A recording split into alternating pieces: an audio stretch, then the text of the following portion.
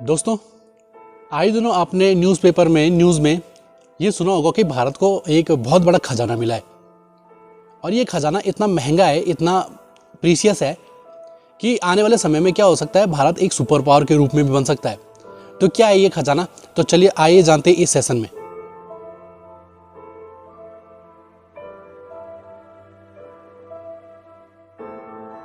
दरअसल ये खजाना कोई सोना चांदी या हीरे मोतियों का भंडार नहीं है। ये खजाना है लिथियम का, जो भारत को मिला है 5.9 मिलियन टन के रूप में। और कहाँ मिला है ये? भारत में जो जम्मू कश्मीर का क्षेत्र है उसका रियासी जिला और सलाला हेमांत क्षेत्र में, मतलब रियासी जिला है उसमें सलाला और हेमांत क्षेत्र है, वहाँ पर भारत के भूवैज्ञानिकों को 5.9 मिलियन टन का क्या मिला है? लिथियम मिला है। तो ये लिथियम इतना प्रीशियस क्यों है? चलो जानते हैं इसके लिथियम के बारे में। दरअसल ये लिथियम इतना प्रीशियस है कि इसको क्या कहा जाता है? सफ़ेद सोना के रूप में भी कहा जाता है। पीरियोडिक टेबल में एलिमेंट नंबर 3, पीरियोडिक टेबल में आवर्त सारणी में तत्व नंबर 3 और इसका एटॉमिक नंबर क्या है? 3 है।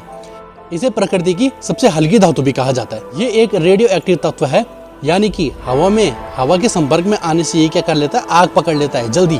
तो फिर ऐसा क्या है इस लिथियम में? देखते हैं जब कुछ जानते हैं इस लिथियम के बारे में। दरअसल टेक्नोलॉजी का जो आने वाला दौर है, भविष्य की तरफ हम क्या कर रहे हैं? टेक्नोलॉजी की तरफ बढ़ते जा रहे हैं। साथ ही ये टाइम पीरियड चल रहा है इस टेक्नोलॉजी को सस्ता बनाने का। लेकिन इस टेक्नोलॉजी को सस्ता कैसे बनाया जाए? जहां हम आज टेक्नोलॉजी के टाइम पे मशीनों को ऊर्जा देने के लिए लिक्विड फ्यूल का इस्तेमाल कर रहे हैं, यानी कि पेट्रोल डीजल इनका इस्तेमाल कर रहे हैं, वहीं इन लिक्विड फ्यूल की बनने की जो प्रोसेस होती है, रिफाइनरी वगैरह होती है, ये बहुत ज़्यादा कीमती होती है, जिस कारण से ये टेक्नोलॉजी भी क्या हो जाती है, इनके साथ साथ महंगी हो जाती है। तो फिर इससे सस्ता तरीका क्या है? इससे सस्ता तरीका है कि इन उपकरणों को इलेक्ट्रिक बना दिया जाए। और इलेक्ट्रिक बनाने का अर्थ है कि संसाधनों को बैटरी यानी कि बिजली से चलने वाला बना दिया जाए, जिसके कारण से ये कार्बन तो बहुत कम ही छोड़ेंगे और साथ में हमारा क्या है, हमारा प्रदूषण भी बहुत कम होगा और पर्यावरण हमारा क्या रहेगा? स्वच्छ रहेगा। लेकिन अभी तो ये कम देखने को मिल रहा है, लेकिन हमारे जो दुनिया का, हमारे संसार का जो भविष्य है वो यही इलेक्ट्रॉनिक उपकरण के आधार पर चलने वाला है। दरअसल आज से पहले भी ऐसे ही बैटरी से चलने वाले उपकरण बनाए जाते थे, लेकिन इनकी बैटरी कैसे होती थी? लेड से बनी होती थी, यानी कि शीशे से बनी होती थी। और ये लेड की बैटरी ऐसी होती थी कि वजन में भारी होती थी, साथ ही इसका क्या होता था? घनत्व यानी कि डेंसिटी बहुत ज़्यादा होती थी, जिसके कारण इसको कैरी करने में बहुत कठिनाई होती थी। साथ ही इसका एक नेगेटिव पॉइंट यह भी था कि अगर इस बैटरी को ज़्यादा हिलाया डुलाया जाए तो इसकी लाइफ होती है वो बहुत कम हो जाती थी। और इस बैटरी में ज़्यादातर यूज़ होता था H2SO4 का। साथ ही इसमें डिजिटल वाटर का यूज़ होता था, जिसके कारण इसको कैरी करना बहुत कठिन कार्य था।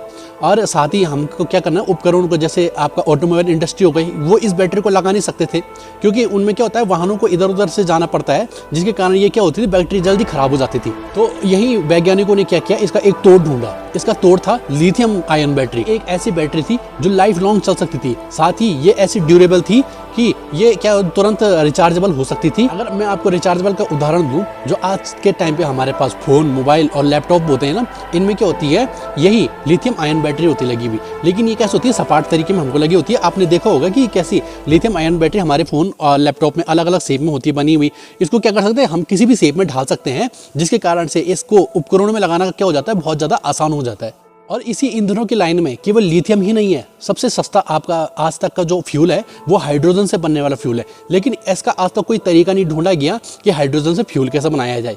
हमारा जो सूरज होता है, हमारा जो सूर्य होता है, वो भी हाइड्रोजन से बने हुए फ्यूल से चलता है, यानी कि जो डायसन स्फीयर होता है वो भी हमारा क्या होता है? हाइड्रोजन से बने हुए फ्यूल से चलता है।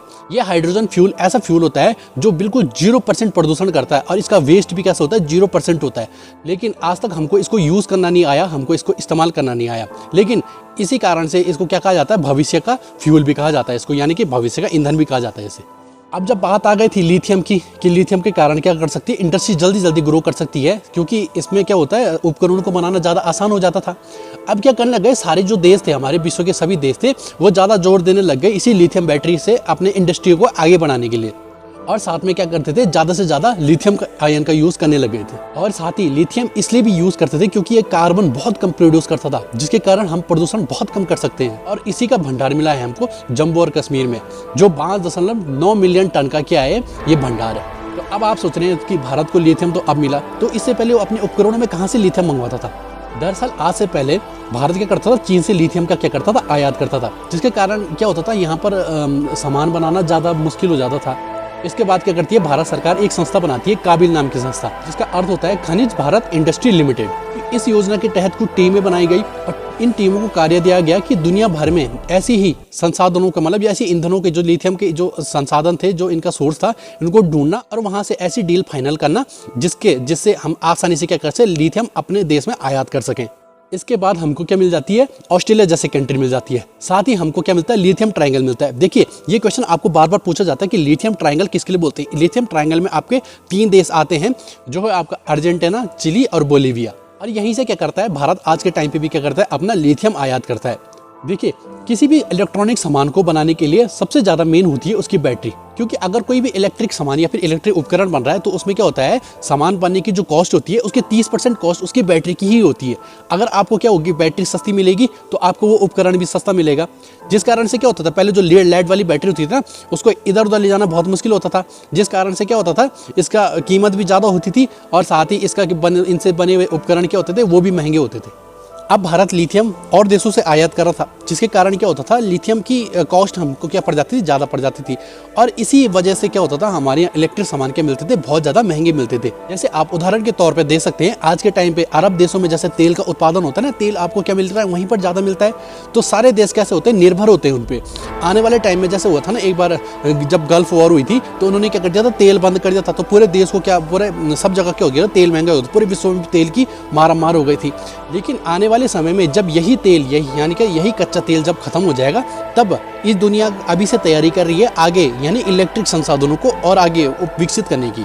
और जब यही अरब देशों का यही तेल खत्म हो जाएगा तो सभी देश रुख करेंगे जहां लिथियम का भंडार है इन देशों की तरफ। फिर स्थिति वही हो जाएगी जैसे आज के टाइम पे जो अरब देश है वो बहुत अमीर है। किस कारण से, क्योंकि उनके पास क्या है, पूरी दुनिया को चलाने के लिए ईंधन है, यानी कि कच्चा तेल है। लेकिन आने वाले टाइम पे जब ये तेल खत्म हो जाएगा तो सभी देश रुख करेंगे ऐसे देशों की तरफ जहां पर लिथियम जैसे संसाधनों के क्या है, भंडार है। इसी कारण से क्या होंगे, ये देश भी ऐसे अमीर हो जाएंगे जैसे आज के टाइम के अरब देश हैं।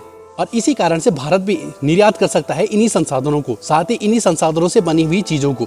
देखिए दोस्तों, जब ये डिजिटल भारत योजना आई थी ना, ये एक ऐसी योजना थी कि हम क्या करें, ज़्यादा से ज़्यादा संसाधन अपने देश में बनाएं, मतलब उससे जो उपकरण होते हैं, उसके जो हर चीज़ होती है, हम अपने देश में बनाएं। लेकिन सबसे बड़ा जो अपवाद था इसमें, तो वो यही था कि हमारे देश में क्या नहीं बन सकती थी, बैटरी नहीं बन सकती थी, क्योंकि हमारे यहाँ देश में क्या नहीं था, आज तक का लिथियम भंडार नहीं था।